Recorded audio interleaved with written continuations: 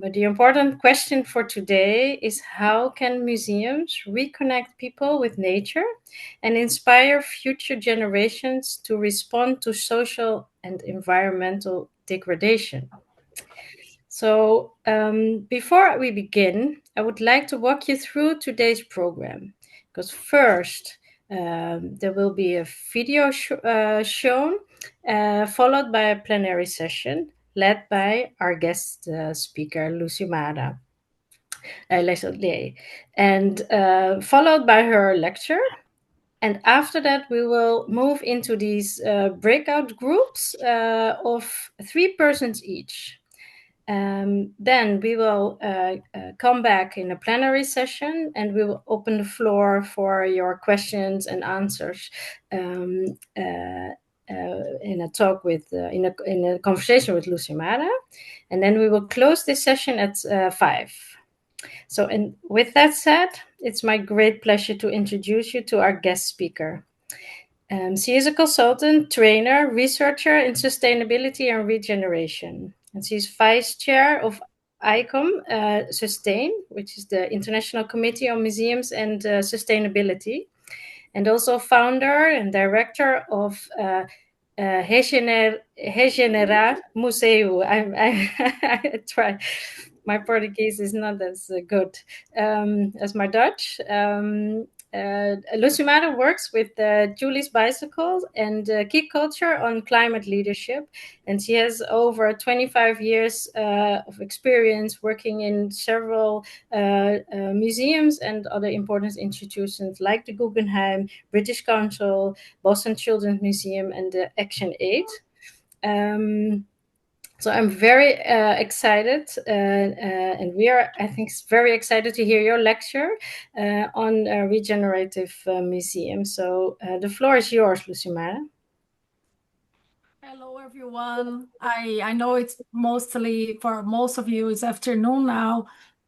I would love to see your faces. So if you want to open your camera and video and mic, please stay welcome, because I think regeneration is also about bringing our full inner self into the room and our presence. So we have prepared today a workshop that it's very generous in a way that we have time to make questions, but also to listen each other and to do exercise. And I encourage you to stay until the end, because it's your chance to bring what regeneration means for you. And the idea is to start with a video, because regeneration means so many things to different concepts and to different realities and sets and countries. And then we can introduce ourselves, and then we jump into the concepts. So I will introduce here the presentation that will be following today. I think you can see here the screen, right? When we're talking about life affirming and the colonial and socio-ecological museums, we're really compromising and committing ourselves to understand that we are under a threat and a collapse that is happening, and we want to contribute to reverse this situation. And we want to bring socio-ecological lenses that can help us to learn how to do so. And today, so the whole idea of reconnecting people with nature and inspiring future generations, it's really about reconnecting ourselves to that mission. It's really about reconnecting ourselves to how we cultivate resilience and regeneration within us. So we perhaps can learn how we bring concepts, frameworks, that's also fine, but understanding that this is really, really about our commitment. So as I said, I think everyone likes to know where we are going to. That's the flow for the day, for this workshop. It's really going to have this inspiration in the beginning, then we have a lecture, then we practice at the end. Hopefully we can bring your voices as well.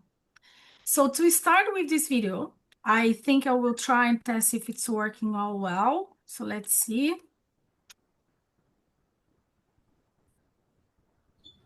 Regeneration means infusing our towns and our cities with nature. Rewilding. I will stop just to come back. 1 second. Yeah.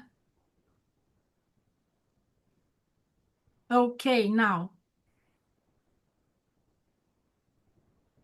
Okay, here we go. Here we go. Oops. Okay.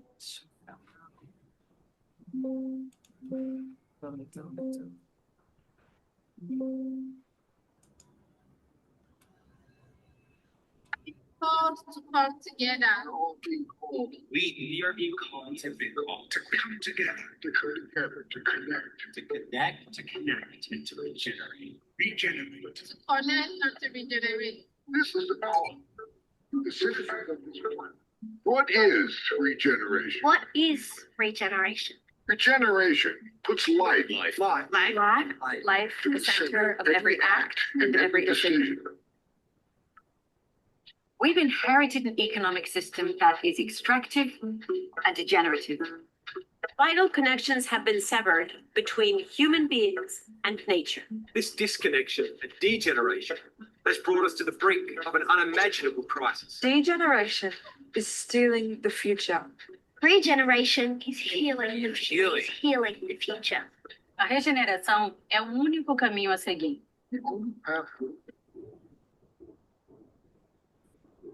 Regeneration means infusing our towns and our cities with nature. Rewilding our towns and cities. Transportation that cleans the air and calms the spirit. Cleans the air and calms The spirit. Regeneration brings our soils back to Our life. soils back to life. Regeneration creates locally operated renewable energy systems everywhere. To enable people to take the energy transition into their own hands and make the planet cleaner. Regeneration means bringing First Nations knowledge to the forefront. Embracing Indigenous wisdom, Indigenous story, Indigenous voices. Essential knowledge systems that we need to live in harmony and address the crisis. Regeneration means giving the young people the power to shape their own future. This is what democracy looks like. Empowered communities and citizens. Regeneration means restoring our planet's ecosystem. Allowing the living world to flourish once more.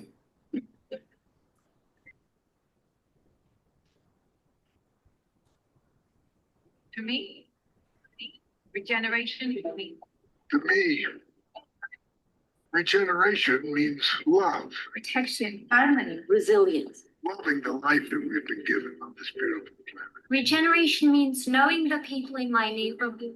Living in a safe, strong, caring community. Regeneration benefits every person, every living being.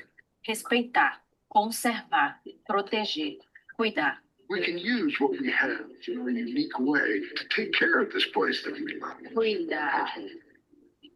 Regeneration is how we can do that. We're all in this together, man. This is a call to the citizens of this planet, a better future for all living beings. A call to the regenerative. I'm striking for climate justice and telling the truth in Russia, but it's dangerous to be a climate activist. I power all my contacts with 100% renewable energy. I'm working with farmers to find the best ways to increase soil health and increase biodiversity. We hold our government accountable for their continuous climate denial and undoubtable support of the fossil fuel industry. I hike mountains in high heels to build queer community in the outdoors, to advocate for our one true queen, Mother Nature. We're all being called to come together, to connect, and to regenerate. See, we're moving from an industrial civilization to an ecological civilization. We're all here, alive in this moment, to make this happen. You are the regeneration. You are the regeneration. You are the regeneration. You are the regeneration. We are the regeneration. We are the regeneration. We are the regeneration. We are the regeneration. Somos a floresta, somos os rios. Nós somos a regeneração. This is the regeneration.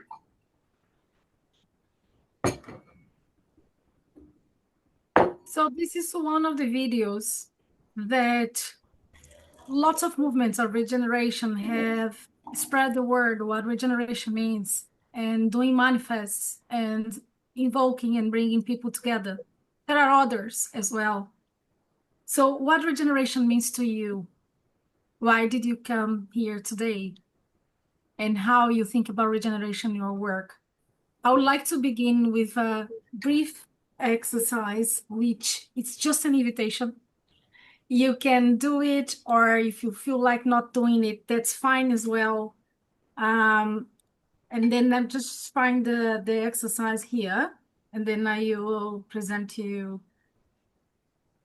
Just go back here to the presentation, and then I'll show you. Just 1 second. We have you.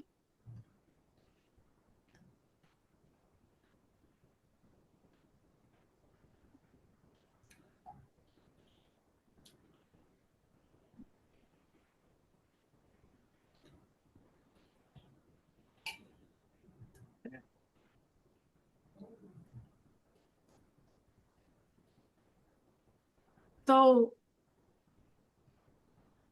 the exercise that I propose to you is that now we can have a remember ourselves that regeneration comes from ancestral knowledge, comes from First Nations knowledge. As you heard, the whole notion of bringing up from the knowledge from First Nations, but also cultivating the notion of care, the notion of love, and the notion of maybe clean the air and also awake our spirit. So in that spirit, I would like to bring this object. Museums are about material culture as well. This is an object from an eco village where I have been doing research about regeneration. It's called maracá, and it's used as an ancestral knowledge object that brings your remembrance about your ancestral knowledge from indigenous, from the Tupinambá people.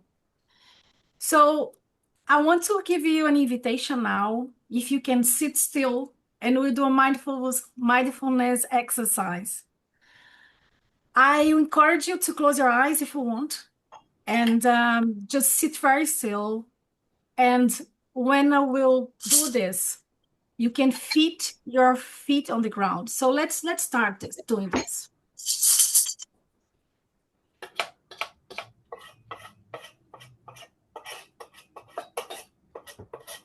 So just take a moment. I'm just encouraging you now to fit your feet on the ground. Just mute your microphone now. And feel connected, your feet to the center of the earth. And the top of your heads connected to the transcendence, whatever it means to you. So this object connects ourselves to the center of the earth and to the top of the connection of the transcendence. So breathe in, breathe out, and just think for a minute in your heart why you came here.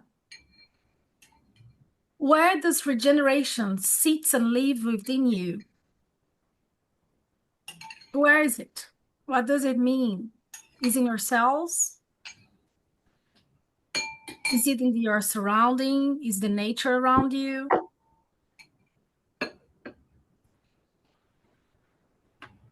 Can you in your work become seeds of regeneration? Okay, als ik het hard zou doen. And if it's that so,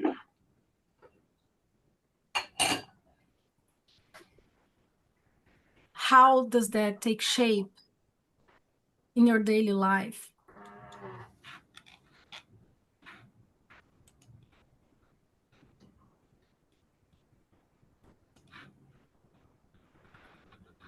So you breathe in, you breathe out, and you feel your regenerative inner self. It's alive. It's there. We all want to regenerate. And perhaps it has a color, it has an image, has a memory. It's there. It's how you see regeneration. So now we can come back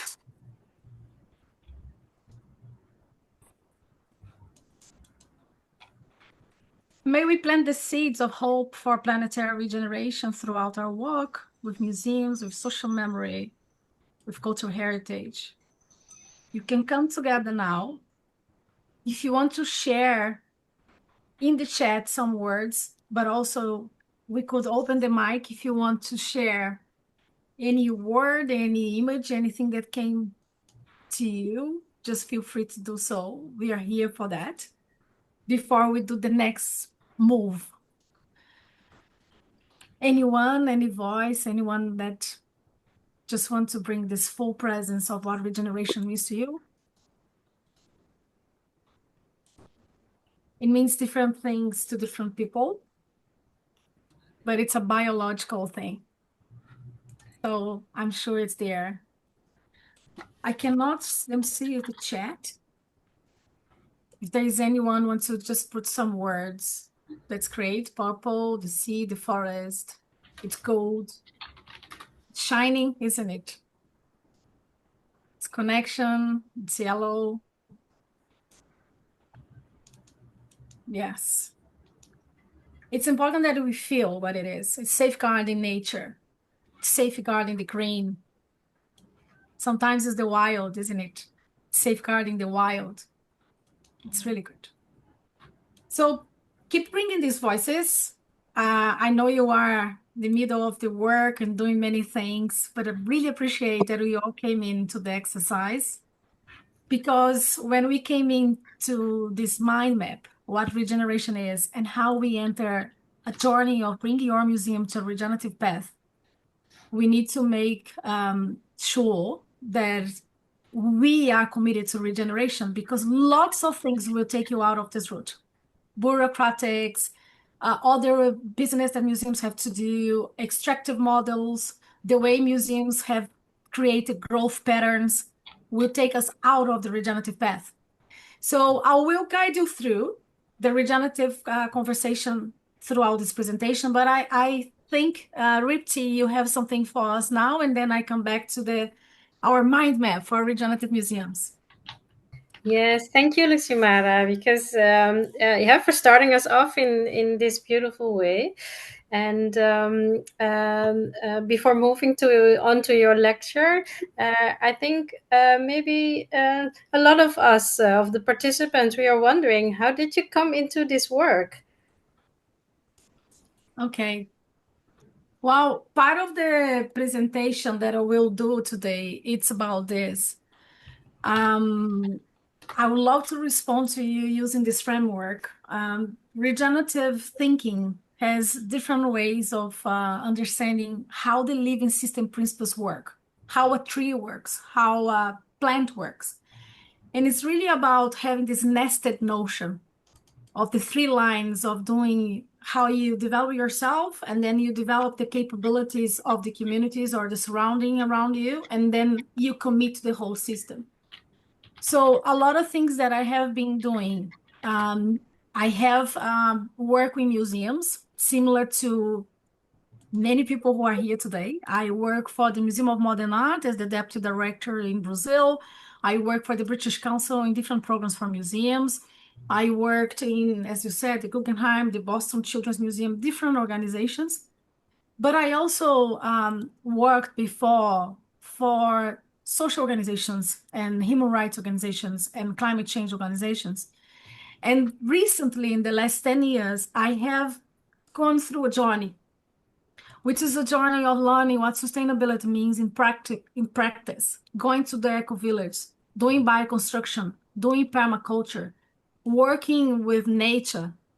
And right after this immersive experience, I started working for organizations that are committed to this notion of climate and cultural heritage, and joining this force, which means also doing learning, collaborative learning throughout different communities of regeneration, but also working with climate change organizations and arts and culture.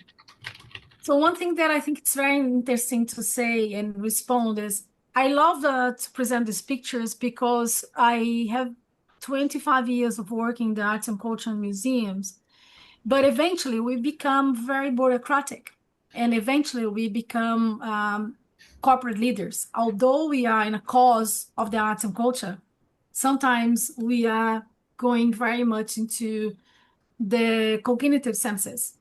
So those are eco-villages. There's a GEM, which is the Global Eco-Village Network. In Scotland, the eco-village co-created a program called Gaia Education, which is a design course education that is developed to train regenerative leaders and people who are interested in working in different countries, 150 different countries, with a methodology that is connected to the United Nations Development Goals. And I was trained by this organization and became a certified trainer. But the most important thing is that this brought me back to who I am. So I come from the mountains and I come from my childhood. Part of my childhood, I lived in a farm where I had a chance to be very connected to nature. So those practices are very alive in eco-village, and museums can access them and can collaborate and work with them as well.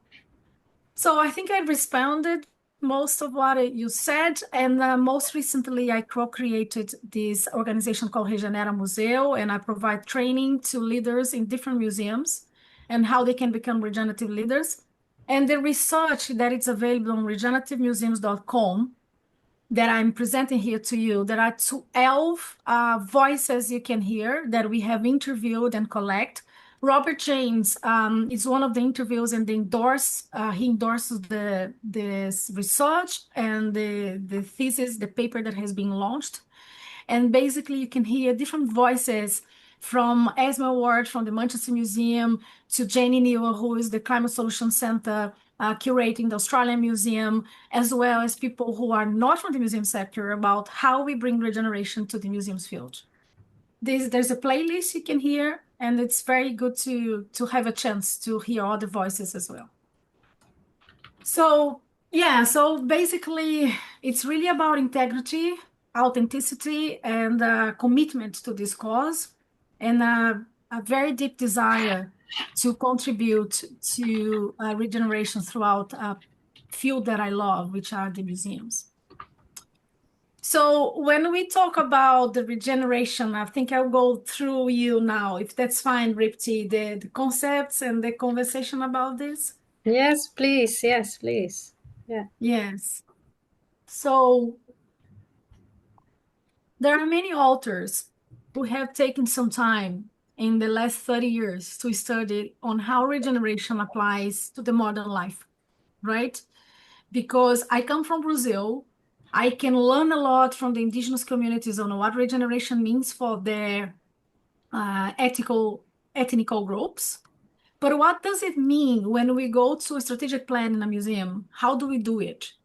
So it's important to look into authors like Bill Reed, Carol Sanford, or Paul Hawkins, and David Ward, the ones that I have read for the thesis that I have developed in England. But basically to feel that regeneration, it's not new, it's not a trend, it's an ancestral knowledge, the most important thing. We are bringing in back to modernity so we can learn how to apply into modernity, but it's not new. It's a continual process of system rebirth. So if you want to contribute to the rebirth of your museum, that's a path that we suggest. Regeneration brings life into the center of every decision, right? So maybe when we are deciding if we're doing a new exhibition, a new wing, or a new something, we need to think, how does that protect life? Does that endorse life? And regenerative design will be focused on healing, on health, on holy. And it's really about something that we need to know, that we're building new capacities. We're building new capabilities for a future that needs to be more sustainable than it has been at the moment. So a lot of frameworks will help us to understand this. There are frameworks that will introduce how we moved or how we have to move from sustainable practices to regenerative practices. And I think one that it's really helpful for us is this one.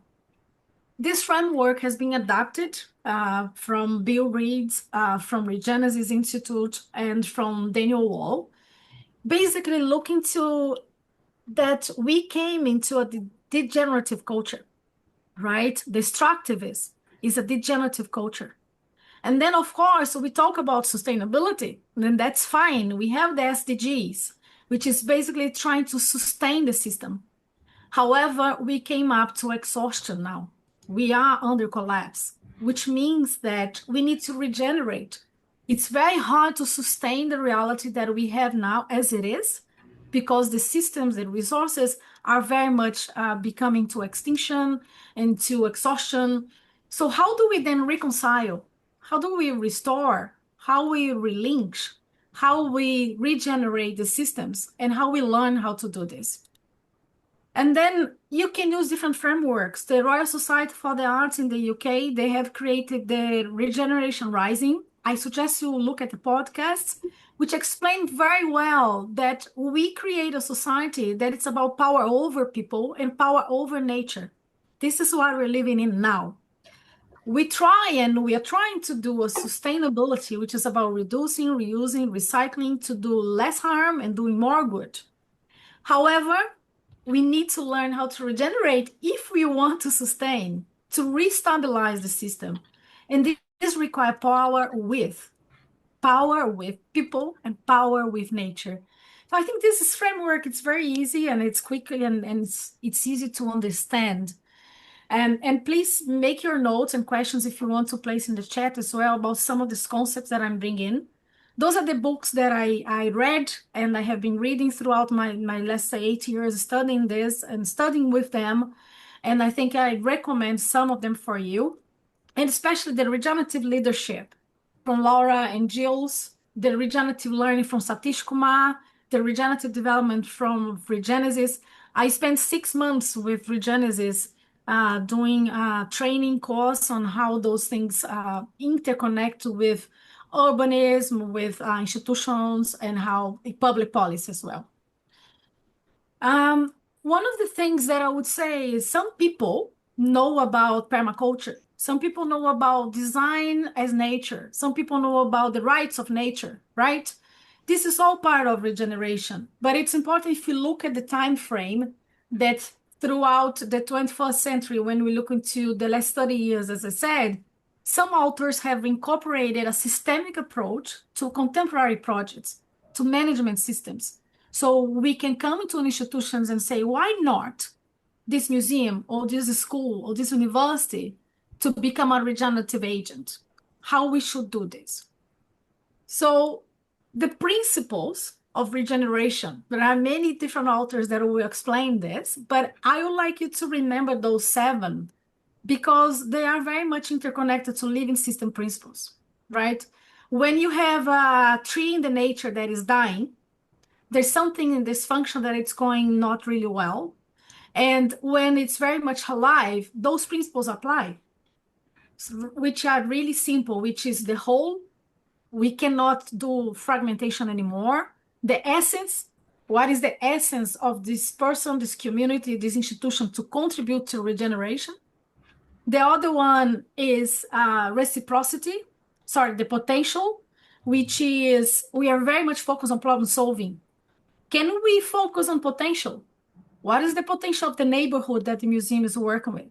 What is the potential of the country in relation to the solutions for the Sustainable Development Goals? The fourth is developmental. We need to develop new capacities. The capacities we have developed in the past are not working for the problems we have in the future and in the present. The 50 is nestedness. It's the notion that we have the visitor, the museum, the community, the neighborhood, the city, and the planet. Is nested. So the decision we make is very much interconnected. The nodal intervention is deciding things that everything in nature is about this, that create scale and impact. And the fields, which is very much about the fields of energy that it's beyond you. So and then you think, okay, this is very interesting, very much abstract. While it has been applied to fashion, it has been applied to economics, agriculture. There are lots of regenerative thinking going on, even in industries, in corporations. Why not into museums? I couldn't find a single literature in a biography about regenerative museums practice that has been created as a book. And I felt that we need to fill out this gap. So that's why I started the research in the UK for us to have another reference. So When it comes to museums, okay, but how do we apply this to museums? When we look into essence, our collection, our material heritage, or our stories, somehow immaterial heritage, will shape our essence. It's unique. What about the potential of the places? There are geographic places, but there are symbolic places. Museums who are dealing with gender issues are placed in a situation that you can see the potential of places you can influence for regeneration. So developmental, it's about how we bring socio-ecological capacity into our teams, and then we commit to regeneration. Reciprocity, how much we are listening to the communities as equal partners, and then we can learn from them to regenerate. And many other things. For the fields of energy, what about the sacredness of the object, the spiritual connections that sits into these objects? And the whole is the notion that there is no separation between social and environment. I will give you one example. A lot of museums deal with sustainability on the operational side of it, on facilities, on buildings and green buildings. And they deal with diversity and EDI policies in a separate department. They're not separate. Social justice and climate justice is just one thing. When we talk about whole, we really mean it. We mean that systemic problems require systemic solutions. So it came into the research here, but it shouldn't. So I'm coming back now to this, the presentation. Okay, here it is. When we talk about places in museums, I think it's very important for us to discuss about a culture of care. So, for example, lots of museums collections represent colonies where these objects came from, right? What about caring for these places? What about our decolonial narratives being about regenerating issues that are correlated to the places where these collections came from? This is very regenerative thinking if we can do this mutually with developmental capacities, and there are other ways of thinking about this. There are symbolic places that museums hold in audiences' hearts and minds, such as human rights, gender, and biology and science that we can also regenerate.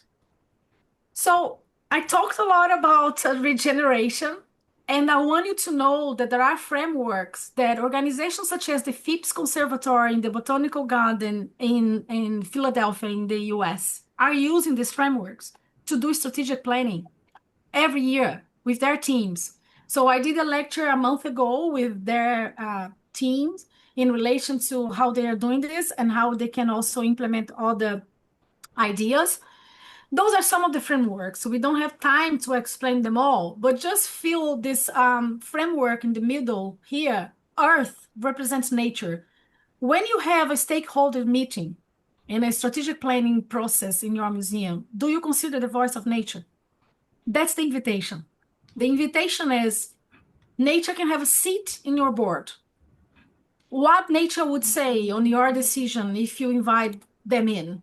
How would that happen? And there are others, of course, frameworks that we can talk about. The colonial process in museums in terms of reconciling, activating, restraining, which I will talk more in the front of the presentation. Okay, lots of things, but the core concept is regeneration is the restoration of the conditions conducive to life. It's simple as that. Many authors will bring into this definition, okay? We are living in a situation that decisions we are making are not conducive to life anymore. And this includes human lives and non-human lives. Do we want to change this? Maybe we want in our inner selves, and then we can create the needed capacity to make it happen in our museums. So if we go into how regenerative museums operate, I have investigated this in the research. And of course, there are 100 pages in the report in the regenerativemuseums.com. We can put here in the chat so you can have a look in the core and the report. But in principle, museums that are regenerative museums, they create adaptive resilience to the situation we're living now in terms of socioeconomic collapse. They are aimed to repurpose their role to focus on care. Remember during the pandemics, lots of museums became centers of care Lots of museums became centers of having vacuums and offered.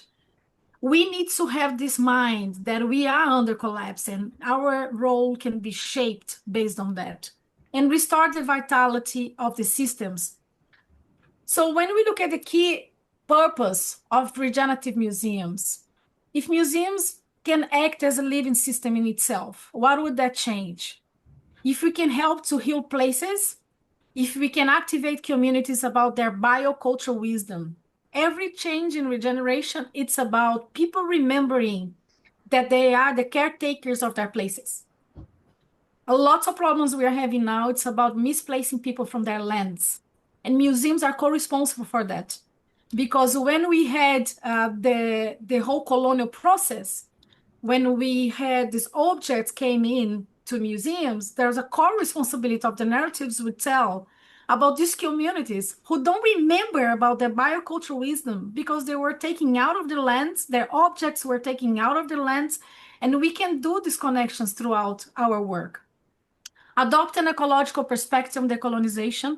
A lot of the colonial thinking in museums now have been driven by social issues, which are great. We are moving really well, but why not bring an ecological lens to this as well? And foster a generation of regenerators. A lot of people at the moment and visitors are suffering with ego anxiety. It's your educational programs working in terms of helping this generation to have active hope and transform this anxiety maybe in regenerative engagement. While this is very strong, reject extractive and growth models. I work in museums, I worked in global organizations, and I know that there's a lot of efficient models at the moment. But regeneration is another thing. It's about really taking care of this notion of quality of relationship rather than quantity, and creating reparation for ecocide, for epistemicide, and expose the genital truths. A lot of museums are starting telling the truth and bringing what is needed for what is degenerated and how we can help society to change that.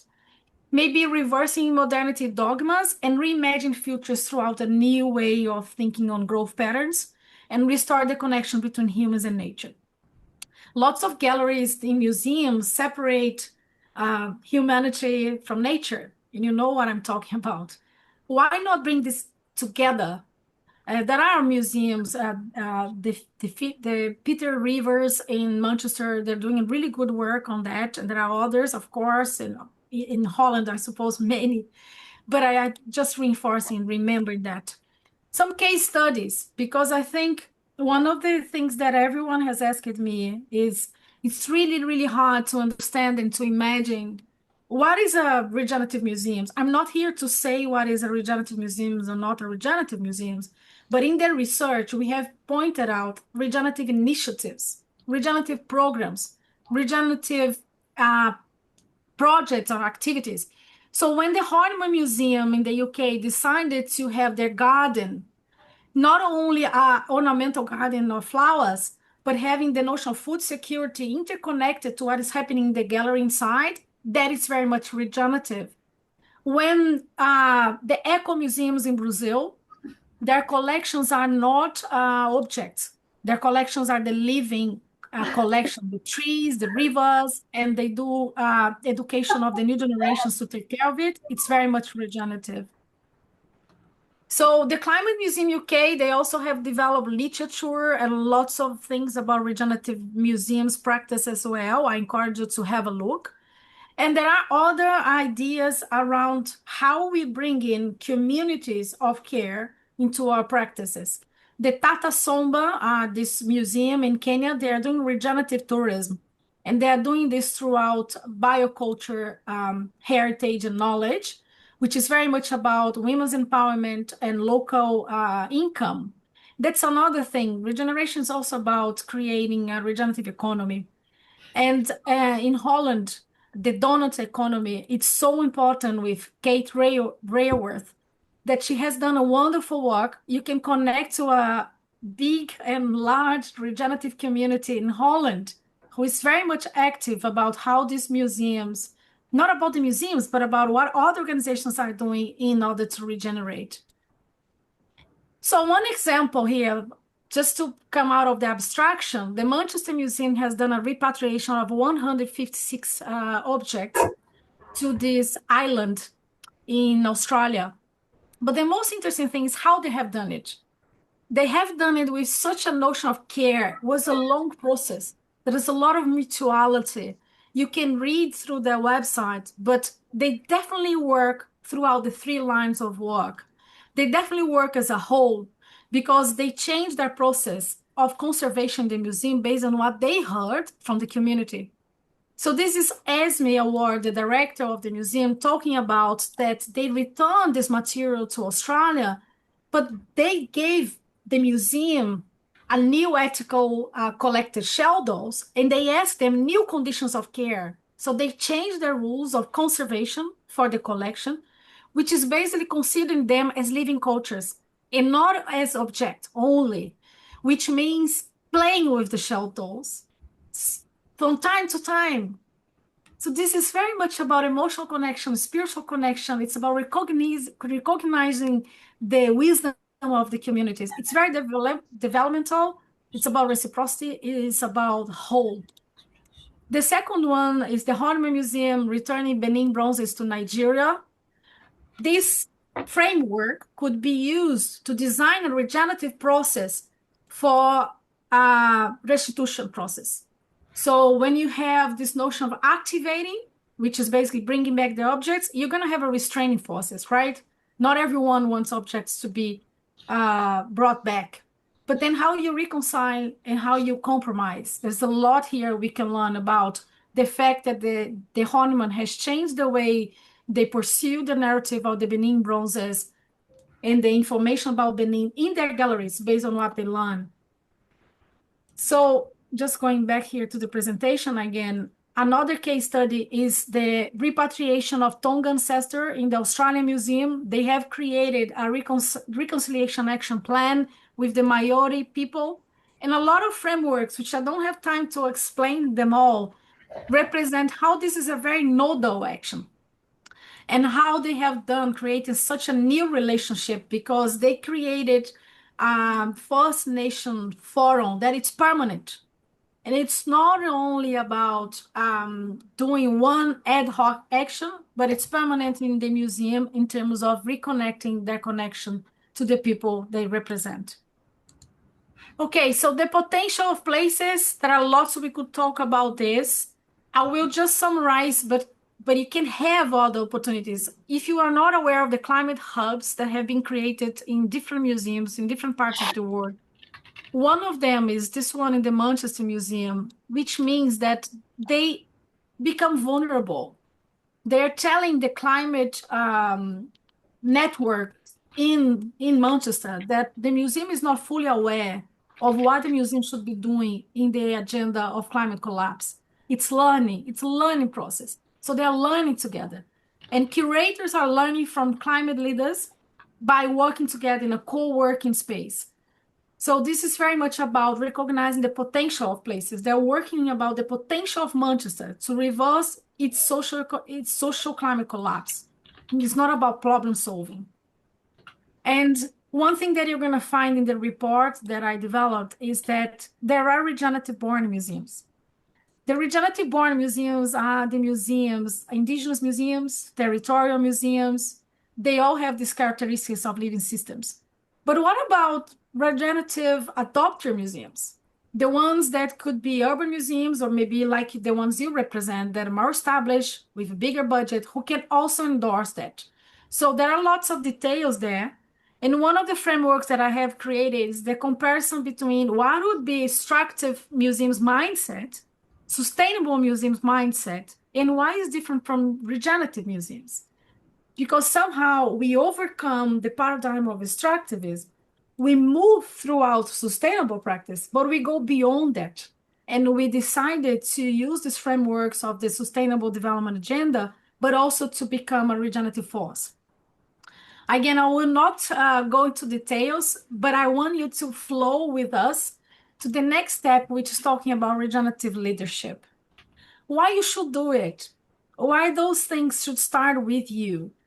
And one of the things that I brought in is the notion that, let me just go back here. I think the video of Laura Storm is not here, is it, Juliana? No.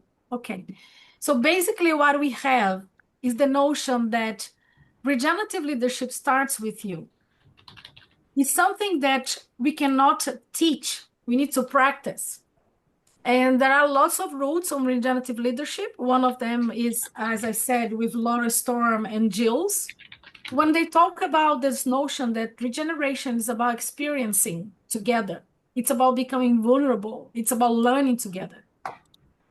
And one of the things that we should remind ourselves is why. I think you all know, right? We all know that the moment we are living in, it's urgent, it's important, and it is about ice melting. It's about record highs of CO2. It's about rising temperatures. It's about extreme weather. But somehow this whole conversation about climate change, also some organizations have become very much reactive to this as part of their process. And it's very important that when we have a regenerative mindset, we start looking to that in a more inner connection of how we can change things, we reverse things, not only, as I said, by green buildings, but also looking to climate injustice and to other processes that we can reverse as well. So one thing that I want to tell you is that when I presented this situation here, this is how our society has seen, our visitors have seen the present. But the invitation for a regenerative museum is to picture another future, is to design a different present and help museums to become the reimaginers of these possible futures. So the present is very much about the social and environmental collapse. But what about presenting a present that is about regenerative engagement? It's about activating this lens to transformation, to change, to transition to a socio-ecological society. Maybe this can shift something about how the new generation will see the future as well.